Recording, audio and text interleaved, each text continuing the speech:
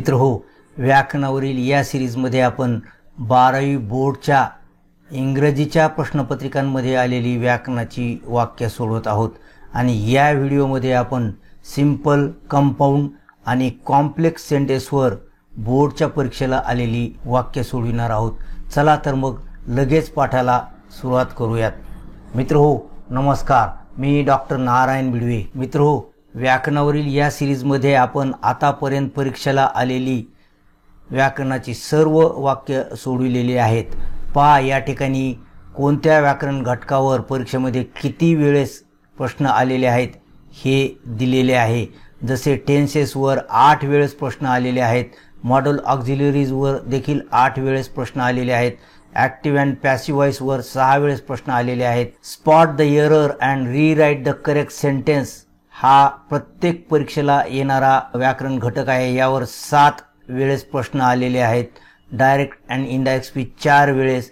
अशा प्रकारे या ठिकाणी दिलेल्या सर्व व्याकरण घटकावर प्रश्न आलेले आहेत। मित्रो, या व्हिडिओमध्ये आपण सिंपल, कंपाऊंड आणि कॉम्प्लेक्स सेंटेन्स वर परीक्षेमध्ये आलेली व्याकरणाची वाक्य सोडवणार आहोत। मित्रो, येथून वरील संपूर्ण व्याकरण घटकावर आपण अगोदरच व्हिडिओ तयार केलेले आहेत आणि खालील व्याकरण घटकांवर देखील व्हिडिओ तयार आहेत। म्हणून हा व्हिडिओ पाहणे झाल्यानंतर शासनाने पुरलेल्या या क्वेश्चन बँक मधील वाक्य सोडवलेले हे 2 व्हिडिओज आणि या संपूर्ण व्याकरण घटकांवर तयार करण्यात आलेले हे tenses, model auxiliaries, active and passive voice, spot the error, direct and indirect speech हे सर्व व्हिडिओज पहा, कारण परीक्षेत आलेल्या आणि परीक्षेत येऊ शकणाऱ्या अशा संपूर्ण व्याकरण घटकांचा अभ्यास आपण या ठिकाणी केलेला आहे। या सर्व व्हिडिओच्या लिंक तुम्हाला या व्हिडिओच्या खाली मोअर सेक्शनमध्ये म्हणजेच या व्हिडिओच्या डिस्क्रिप्शन बॉक्समध्ये मिळून जातील। मित्रो, हे सर्व व्हिडिओज आणि व्याकरणावरील इतर महत्त्वाचे व्हिडिओज पाहण्यासाठी आपल्या चॅनलवरील playlist 12th class grammar question bank solution आणि इंग्लिश ग्रामर प्रॅक्टिस या 2 प्लेलिस्टमध्ये जाऊन इतरही महत्त्वाचे व्हिडिओज तुम्ही पाहू शकता। चला तर मग परीक्षेत आलेले पहिले वाक्य सोडवूयात। मित्रो, पहा, जुलै 2023च्या परीक्षेला आलेले हे वाक्य आहे। वाक्य वाचूया आपण। Sophie took a stone and dashed it through the glass. पहा, या ठिकाणी या वाक्यामध्ये अँड आलेलं आहे, म्हणजे अँडने 2 उपवाक्य जोडून हे वाक्य तयार झालेलं आहे। तर या वाक्याचं काय करायचं आहे? Choose the correct alternative to make it a simple sentence. या वाक्याचं सिंपल सेंटेन्स करायचं आहे। आता हे वाक्य अँडने जोडलेलं आहे, म्हणजे हे वाक्य कंपाऊंड सेंटेन्स आहे। मित्रो, कंपाऊंड सेंटेन्समध्ये 2 उपवाक्य असतात, म्हणजे 2 क्रियापदे असतात। जसे पहा, या ठिकाणी टूक हे एक क्रियापद आहे आणि डॅश्ड हे दुसरं क्रियापद आहे, म्हणजे हे 2 उपवाक्य आहेत। यापैकी एक क्रियापद कमी करून आपल्याला याचं सिंपल सेंटेन्स तयार करता येतं। मित्रो, जी कृती अगोदर घडलेली आहे ती कृती दर्शवणारं क्रियापद इतर रूपामध्ये बदलून आपल्याला सिंपल सेंटेन्स करता येतं। पहा, या ठिकाणी टूक ची कृती अगोदर घडलेली आहे आणि डॅश्ड इट थ्रू द ग्लास ही कृती नंतर घडलेली आहे, म्हणजे या टूकचं आपल्याला काय करावं लागेल? इतर रूपामध्ये रूपांतर करावं लागेल, जेणेकरून एक क्रियापद कमी होईल। तर मग याचं ING रूपामध्ये आपण रूपांतर करूया आणि त्याचं ऑब्जेक्ट देखील त्याच्यासोबत येईल, म्हणजे याचं कसं होईल? Taking a stone. अशा प्रकारे हे ॲडव्हर्बियल आता तयार झालेलं आहे। आणि आता यानंतर आपल्याला वाक्य तयार करायचं आहे। त्यानंतर आता हा सब्जेक्ट आपल्याला घ्यायचा आहे सोफी, आणि हे अँड तर आपण काढून टाकणारच आहोत, कारण 2 वाक्य जोडण्यासाठी हे घेतलेलं आहे। आता बाकीचा भाग आपण जशाच्या तसा, म्हणजे हे उपवाक्य आपण जशाच्या तसं खाली घेणार आहोत। Taking a stone, Sophie dashed it through the glass. अशा प्रकारे हे वाक्य आपलं झालेलं आहे। तर मित्रो, या ठिकाणी कोणता नियम आहे? 2 क्रियापदापैकी अगोदर कृती घडलेलं क्रियापद कमी करून आपल्याला कंपाऊंड सेंटेन्स पासून किंवा कॉम्प्लेक्स सेंटेन्स पासून सिंपल सेंटेन्स तयार करता येतं। हा नियम आपण या ठिकाणी वापरलेला आहे। चला याचे ऑप्शन पाहूयात। पहा, पहिला option taking a stone, Sophie dashed it through the glass, म्हणजे हेच आपलं उत्तर आहे. या ठिकाणी पहा, सोफी टूक अ स्टोन, या ठिकाणी टूक अ स्टोन असं घेतलेलं आहे. टू डॅश या ठिकाणी हे उद्देश व्यक्त करतं. मित्रो, या ठिकाणी कृती घडलेली आहे, उद्देश व्यक्त करण्याचा अर्थ इथे नाही. या ठिकाणी देखील तसंच आहे. सोफी हॅज टेकन, विनाकारण टेन्स तर चेंज केलेलाच आहे, परंतु पुढे टू डॅश इट पुन्हा उद्देशच व्यक्त झालेला आहे, म्हणून हे सुद्धा वाक्य चुकीचं आहे. सोफी टेक्स अ स्टोन, या ठिकाणी देखील टू डॅशच घेतलेला आहे. या ठिकाणी सुद्धा एक क्रियापद कमी केलंय, परंतु हे उद्देश व्यक्त करतं, कृती घडली असं सांगत नाही. इथे मात्र कृती घडलेली आहे असा अर्थ निघतो, म्हणून हे देखील वाक्य चूक आहे. पहिलं वाक्य आपलं बरोबर आहे. मित्र हो, आशा करतो की हे वाक्य तुम्हाला समजलं असेल आणि अशाच सोप्या पद्धतीने आपण येथून पुढील वाक्य देखील सोडवलेले आहेत आणि या वाक्यामध्ये लागू झालेला नियम देखील आपण या ठिकाणी दिलेला आहे. इतर वाक्यामध्ये देखील अशाच प्रकारे वेळोवेळी नियम देण्यात येणार आहेत. आणि आणखी एक गोष्ट, या ठिकाणी घेतलेले वाक्य हे अतिशय महत्त्वाचे वाक्य आहेत आणि अर्थातच ही सर्व वाक्य परीक्षेमधून घेण्यात आलेली आहेत. जवळपास प्रत्येक परीक्षेला सिंपल, कंपाऊंड आणि कॉम्प्लेक्स सेंटेन्सवर वाक्य असतेच असते, म्हणून या एका व्हिडिओमध्येच तुमचा 1 मार्क पक्का होणार आहे. म्हणून व्हिडिओ शेवटपर्यंत पहा. आणि आणखी एक महत्त्वाची गोष्ट म्हणजे या व्हिडिओच्या शेवटी या ठिकाणी वापरलेल्या नियमांवर आधारितच एक सोपी परंतु परीक्षेच्या दृष्टिकोनातून अतिशय महत्त्वाची ऍक्टिव्हिटी दिलेली आहे. चला आता परीक्षेत आलेलं दुसरं वाक्य आपण पाहूयात. Seeing the hungry market, Dale pressed local advertisements. पहा मित्रो, या ठिकाणी सिंपल सेंटेन्स आलेला आहे. जसं आपण पहिल्या कंपाऊंड सेंटेन्स पासून सिंपल सेंटेन्स तयार केलं होतं, तसंच आता या ठिकाणी सिंपल सेंटेन्स दिलेलं आहे. त्याने फेब्रुवारी 20ला हे वाक्य आलेलं आहे आणि याचं काय करायचं आहे आपल्याला, पहा, याचं कंपाऊंड सेंटेन्स करायचं आहे. मग आपण सिंपल सेंटेन्स कसं केलं होतं, 2 क्रियापदापैकी एक क्रियापद कमी करून. आता आपल्याला पुन्हा कमी केलेलं क्रियापद पुन्हा जशाच्या तसं घ्यायचं आहे आणि या वाक्यामध्ये अँड वापरायचं आहे. मग ह्या सीइंगचं आपल्याला क्रियापद करायचंय. मग हे कशानुसार करावं लागेल, या क्रियापदामध्ये आलेल्या टेन्सनुसार. पहा, या क्रियापदाला डी किंवा ईडी लागलेला आहे, म्हणजे हे क्रियापद भूतकाळात आहे, मेन क्लॉजचं वर्ब आहे. तर आपल्याला हे जे क्रियापद आहे सीइंग हे भूतकाळामध्ये घ्यायचं आहे, परंतु तत्पूर्वी मित्रो आपल्याला या वाक्याचा कर्ता घ्यायचा आहे. कोणत्याही सेंटेन्समध्ये अगोदर कर्ता आलेला असतो, म्हणून डेल अगोदर घेऊया आपण. त्यानंतर या सीइंगचं काय होईल, सॉ होईल, सॉ, आणि त्यानंतर त्याचं ऑब्जेक्ट देखील येईल, द हंग्री मार्केट. आता हे पहिलं उपवाक्य आपलं संपलेलं आहे, डेल सॉ द हंग्री मार्केट. आता पुढील उपवाक्य याला जोडायचंय, म्हणजे या ठिकाणी आपल्याला अँड घ्यावं लागेल, अँड, आणि राहिलेलं उपवाक्य जशाच्या तसं खाली आपल्याला घ्यायचं आहे. अँड प्लेस्ड लोकल ॲडव्हर्टाइजमेंट्स असं हे वाक्य आहे. चला आता पुढील वाक्य पाहूयात. मार्च 2022ला आलेलं हे वाक्य आहे. Men who smash windows do not remain to chat with the police. Make the above sentence simple. पुन्हा एकदा आपल्याला सिंपल सेंटेन्स करायचं आहे. सिंपल सेंटेन्स करण्याचा नियम तुम्हाला माहीतच आहे. 2 क्रियापदापैकी एक क्रियापद इतर रूपामध्ये बदलून आपल्याला एक क्रियापद कमी करायचंय आणि अशा प्रकारे एकच क्रियापद वाक्यात ठेवलं की ते सिंपल सेंटेन्स होतं. Men who smash, या ठिकाणी स्मॅश एक क्रियापद आहे आणि दुसरं डू नॉट रिमेन हे दुसरं क्रियापद आहे. तर ज्या क्रियापदामध्ये अगोदर कृती घडते त्या क्रियापदाचं रूपांतर आपल्याला इतर रूपामध्ये करायचं आहे. आणि या वाक्यामध्ये हू आलेलं आहे, हे कॉम्प्लेक्स सेंटेन्स आहे, म्हणून हे रिलेटिव्ह प्रोनाऊन उपवाक्य तयार करणारं प्रोनाऊन असतं, एक वाक्य वाढवणारं असतं, म्हणून अगोदर आपण हे हू काढून टाकूया.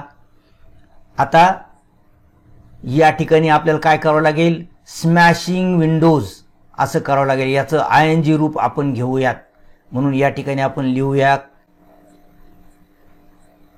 स्मॅशिंग विंडोज असं ते होईल. Men do not remain to chat with the police असं हे वाक्य होईल. पहा, smashing windows, men do not remain to chat with the police. आता या ठिकाणी स्मॅशिंग विंडोज हे ॲडव्हर्बियल आपण तयार केलेलं आहे आणि या वाक्याचा कर्ता आहे मेन, जो या ठिकाणी आलेला आहे. अशा प्रकारे हे ॲडव्हर्बियल सुरुवातीला घेऊन आपण सिंपल सेंटेन्स करू शकतो. चला पुढील वाक्य पाहूयात. There are many people who have a desire to speak correct English. आता पहा या ठिकाणी मित्रो डमी सब्जेक्ट आलेला आहे. डमी सब्जेक्ट म्हणजे हे देअर हा डमी सब्जेक्ट आहे. जेव्हा एखादं वाक्य वाढवायचं असतं, वाक्य म्हणजे उपवाक्य वाढवायचं असतं, त्यावेळी अशा प्रकारे डमी सब्जेक्ट घेतात आणि सब्जेक्ट घेतला की त्याला वर्ब सुद्धा घ्यावं लागतं. म्हणून हे दोन्ही डमी आहेत, हे आपल्याला कमी करावे लागतील आणि उपवाक्य तयार करणारं हे रिलेटिव्ह प्रोनाउन देखील कमी करावं लागेल.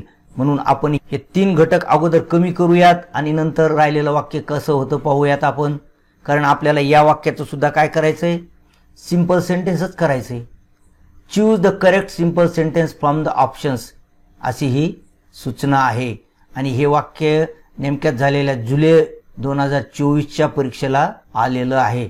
तर अगोदर आपण डमी सब्जेक्ट कमी करूया आणि हा सब्जेक्ट कमी केला की याचं वर्ब देखील कमी होईल. आता काय शिल्लक राहिलं, many people have a desire to speak correct English.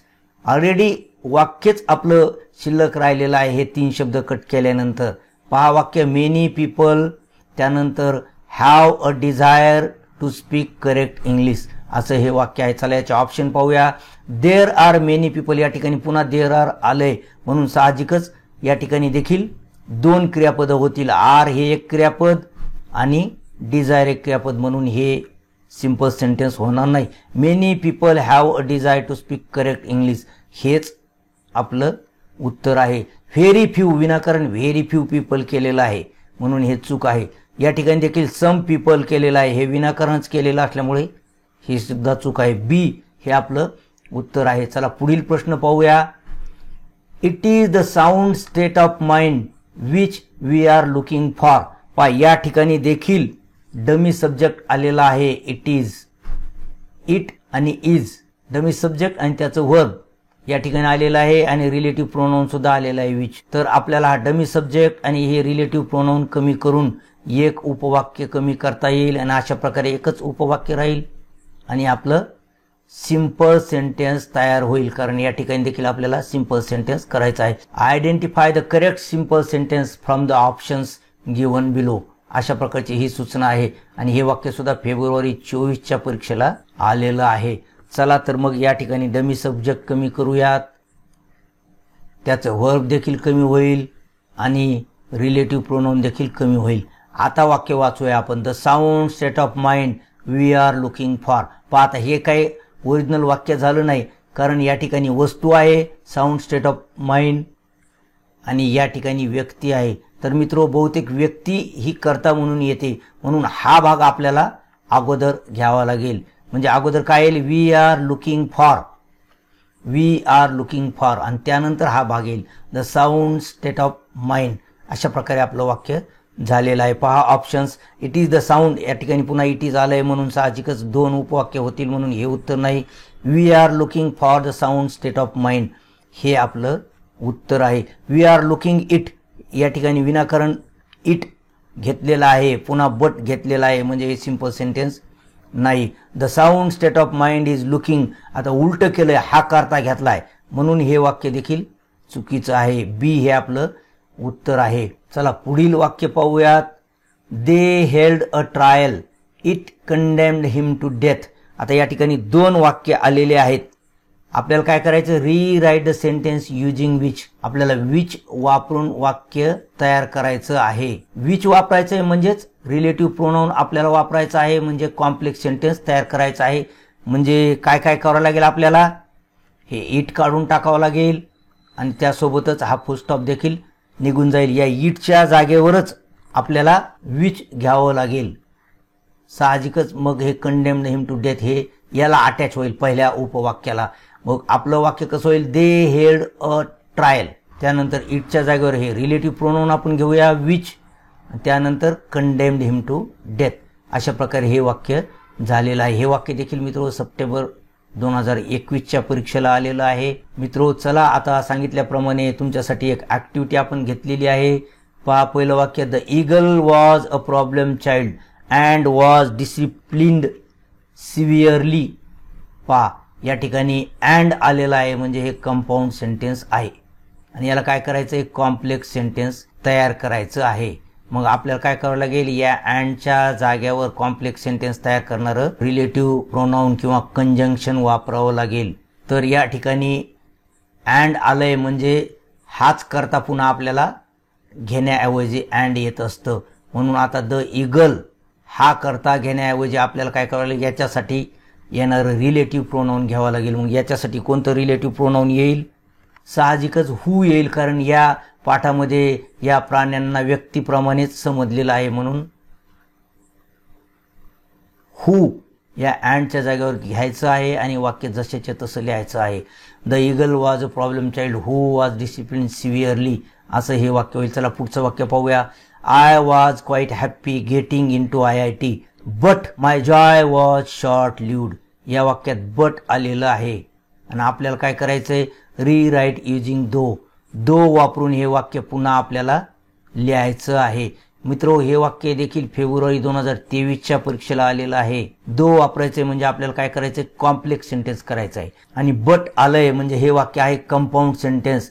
मित्रो, मग कंपाऊंड सेंटेन्स तयार करणारं हे कंजंक्शन काढून टाकायचंय आणि कॉम्प्लेक्स सेंटेन्स करणारं दो वापरायचंय. परंतु जेव्हा बटच्या ऐवजी आपण दो वापरतो तेव्हा ज्या उपवाक्यात बट आलेलं असतं त्या उपवाक्यात दो वापरायचं नाही, तर दुसऱ्या उपवाक्याच्या सुरुवातीला इथे आपल्याला दो वापरायचं आहे. आणि बाकी काहीच बदल करायचा नाही, करता वापरायचा नाही, काहीच नाही. म्हणजे आपलं वाक्य कसं होईल, though I was quite happy getting into IIT my joy was short lived. अशा प्रकारचं हे वाक्य होईल. पुढचं वाक्य पहा. I looked into all the nests and saw smashed eggs in 2 of them. पुन्हा एकदा या वाक्यात सुद्धा अँड आलेलं आहे आणि हे वाक्य आलंय फेब्रुवारी 2018च्या परीक्षेमध्ये 2018. यामध्ये काय करायचं, रीराईट युजिंग व्हेन वापरायचं आहे. मग अँड कधी वापरतात, एका कृतीनंतर दुसरी कृती घडली असेल तर अँड वापरतात. मग आपल्याला अँडच्या बदल्यात व्हेन वापरायचा आहे. परंतु या दो आणि बट प्रमाणेच व्हेन सुद्धा ज्या वाक्यात अँड आहे त्या वाक्यात वापरायचं नाही, तर दुसऱ्या वाक्याच्या सुरुवातीला किंवा दुसऱ्या उपवाक्याच्या सुरुवातीला आपल्याला वापरायचं आहे. म्हणजे इथे व्हेन वापरावं लागेल. When I looked into all the nest. आता या ठिकाणी आय पुन्हा एकदा आपल्याला घ्यावं लागतं. या ठिकाणी आय घ्यावं लागेल. I saw smashed eggs in 2 of them. अशा प्रकारे आपलं वाक्य होईल. हे देखील कॉम्प्लेक्स सेंटेन्स आहे. पुढचं वाक्य पहा. I walked straight to the village and bought myself 2 dozen penny exercise books. याचं काय करायचंय, change it into simple sentence. याचं सिंपल सेंटेन्स करायचं आहे. या वाक्यामध्ये देखील अँड आलेला आहे म्हणजे एका कृतीनंतर दुसरी कृती घडली असा अर्थ निघतो. मग एका कृतीनंतर दुसरी कृती घडली असेल तर पहिली कृती दर्शवणारं क्रियापद आहे वॉक्ड, याला ING रूपात रूपांतरित करायचं आहे. मग हे कसं होईल, walking straight to the village. हे असं प्रकारचं ॲडव्हर्बियल होईल आणि हे अँड निघून जाईल आणि या ठिकाणी हा करता येईल. इथून वाक्य सुरू होते खरं आपलं. I bought myself 2 dozen penny exercise book. अशा प्रकारे हे वाक्य होईल. मित्रो, आपण ही वाक्य समजून तर घेतलेली आहेत, परंतु तुम्ही सिस्टमॅटिक ही वाक्य कॉमेंट बॉक्समध्ये लिहा. मी ती तपासण्याचा प्रयत्न करील. परंतु तरीही माझ्याच्याने तपासणी झाली नाही तर तुम्हाला कशी कळेल की तुमचे हे वाक्य बरोबर आलेत की नाही. त्यासाठी मित्रो, 12th इंग्लिश नावाचा आपला व्हॉट्सअप ग्रुप आहे. त्या ग्रुपची लिंक खाली डिस्क्रिप्शन बॉक्समध्ये दिलेली आहे. त्या लिंकवर क्लिक करून तुम्ही त्या ग्रुपला जॉईन व्हा आणि या प्रश्नांची उत्तरे तर तुम्हाला त्या ठिकाणी मिळतीलच. यासोबतच अगदी घर बसल्या तुमच्या वेळेनुसार मोफत तुम्ही 12वी इंग्लिशचा अभ्यास करू शकता. आशा करतो की हा व्हिडिओ तुम्हाला आवडला असेल. व्हिडिओ आवडला असल्यास त्याला लाईक करा, आपल्या मित्रांसोबत व्हिडिओ शेअर करा आणि चॅनलवर पहिल्यांदाच आलेला असल्यास चॅनलला सबस्क्राईब करून त्याच्या बाजूची बेल आयकॉन सुद्धा दाबा. त्यामुळे चॅनलवर यानंतर येणाऱ्या व्हिडिओची सूचना तुम्हाला सर्वप्रथम मिळेल. आणि मित्रो, या ठिकाणी दिलेले परीक्षेतील व्याकरणाची वाक्य सोडवलेले हे 2 व्हिडिओज अवश्य पहा. भेटूया असेच परीक्षेतील व्याकरणाची वाक्य सोडवलेल्या पुढील व्हिडिओमध्ये. तोपर्यंत have a good day. Thank you.